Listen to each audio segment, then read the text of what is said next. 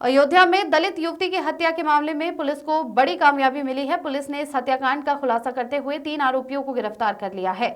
आरोपियों ने पूछताछ में बताया कि उन्होंने शराब के नशे में युवती की हत्या की थी, फिर उसके बाद उसके शव को नाले के पास फेंक दिया था। वहीं एसएसपी राजकरण का कहना है कि मामले में 3 आरोपियों को पुलिस ने गिरफ्तार कर लिया है। उनके नाम हरिराम कोरी, विजय साहू, दिग्विजय सिंह है। इन तीनों ने शराब के नशे में कोतवाली अयोध्या क्षेत्र में युवती की हत्या गांव के ही एक स्कूल में की थी, फिर उसका शव नाले में फेंक दिया और फरार हो गए। अब पुलिस तीनों आरोपियों को रिमांड पर ले ली है।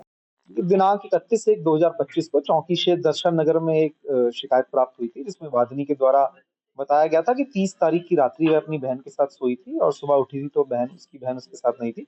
तत्काल मुकदमा पंजीकृत करते 31 तारीख को मुकदमा पंजीकृत करते 2 टीमों का गठन किया गया था।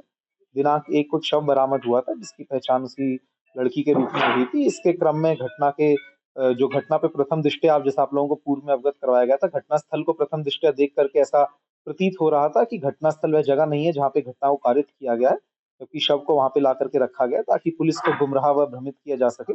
इस करके हमारे लिए पूरा ब्लाइंड केस था। तत्काल इसमें 4 टीमों का गठन करते हुए सीसीटीवी फुटेज, टेक्निकल सर्विलांस, हमारे जो भी मुखबिर हैं उनसे जानकारी प्राप्त की गई, व जो भी हमारे वैज्ञानिक साक्ष्य संकलन फॉरेंसिक टीम के द्वारा किए गए थे।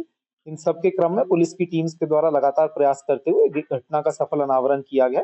घटना में संलिप्त तीनों अभियुक्तों को हमने गिरफ्तार कर लिया, जिनमें हरिराम कोरी, विजय साहू व दिग्विजय सिंह, ये तीनों हैं जिन्होंने अपनी पूछताछ के दौरान अपनी जुर्म में स्वीकारोक्ति कबूल की है।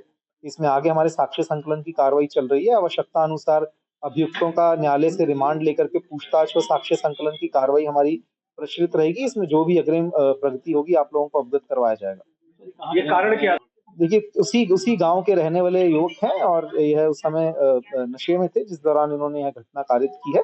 बाकी अभी क्योंकि हमारी पूछताछ चल रही है, विवेचना में हमारे जो भी आगे साक्ष्य संकलन में होगा आपको फ्रेश एक रिजॉइंडर उसके माध्यम से अपडेट करवाया जाएगा। क्या ये किसी पार्टी से भी? देखिए, इस तरह का अभी हमारा कुछ वो नहीं है। फिलहाल घटना के संबंध में हमारी वो चल रही है। अभी तक किसी पार्टी का कोई ऐसा वो हमारा उसमें नहीं आया है। जो भी हमारे साक्ष्य संकलन में आगे इसमें आएगा विवेचना में, जो विवेचना से जुड़े हुए होंगे वो आपको देखिए, तीनों उसी गांव के रहने वाले हैं, जिस गांव में सहनवा गांव के ही रहने वाले हैं तीनों भी। जैसा कि मैं आपको कह रहा हूं कि जो घटनास्थल है उस समय देखने पर भी ऐसा प्रतीत हो रहा था और अभी पूछताछ में भी ये बात सामने आई है कि घटनास्थल वह नहीं था। इसका उद्देश्य केवल ये था कि पुलिस को भ्रमित व गुमराह कर सकें, जिससे पुलिस अभियुक्तों तक ना पहुंच पाए, घटना का अनावरण ना कर पाए।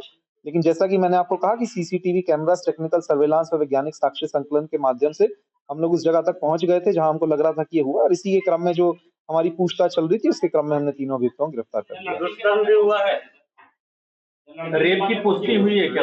देखिए, जो भी हमारे जैसा मैंने आपको बताया, जो हमारी बीएनएस की परिभाषा है और जो भी हमको परिस्थिति साक्ष्य मिले उसके हिसाब से हम धाराओं का समावेश कर रहे हैं।